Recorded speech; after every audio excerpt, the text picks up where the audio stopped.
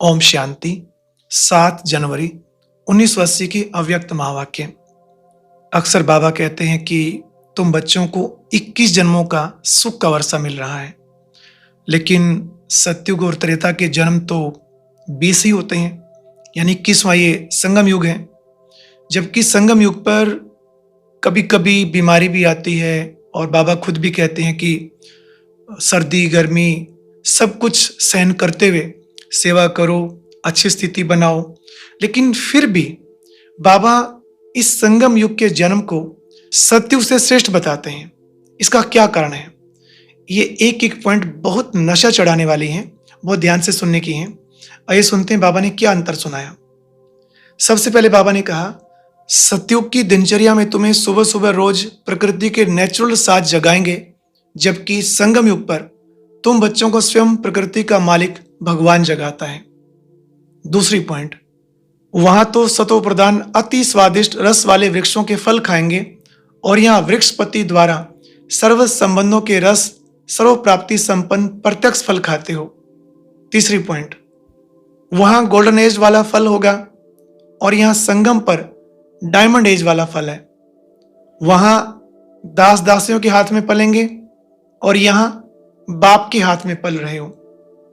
वहां महान आत्माएं तुम्हारे माँ बाप होंगे और यहां स्वयं परमात्मा माता पिता बने हैं।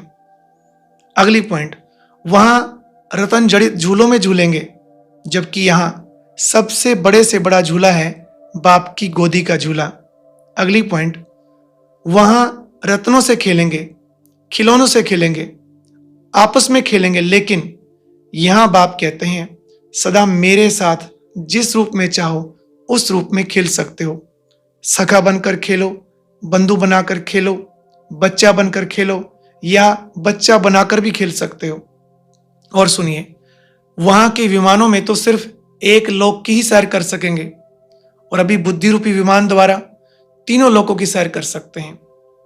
नेक्स्ट, वहां विश्वनाथ कहलाएंगे और अभी त्रिलोकीनाथ हो।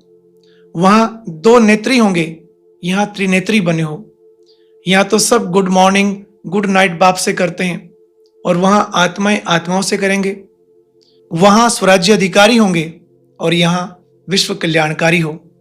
लास्ट में बाबा ने कहा, वहां वैरायटी प्रकार का भोजन खाएंगे और यहां ऐसा ब्रह्मा भोजन खाते हो जिसकी महिमा देवताओं के भोजन से भी अति श्रेष्ठ है। तो बताओ श्रेष्ठ कौन हुए? इस तरह संगम युगी प्रारब्ध और वर्तमान समय के महत्व व प्राप्ति को सदा याद रखो तो सदा खुशी स्वरूप बनकर रहेंगे। आज की अव्यक्त मुरली सुनने के लिए ऊपर दिए गए बॉक्स पर क्लिक करें। अगर बॉक्स दिखाई नहीं दे रहा है तो ऊपर जो कॉर्नर में शो लिखा हुआ है उस पर क्लिक करें।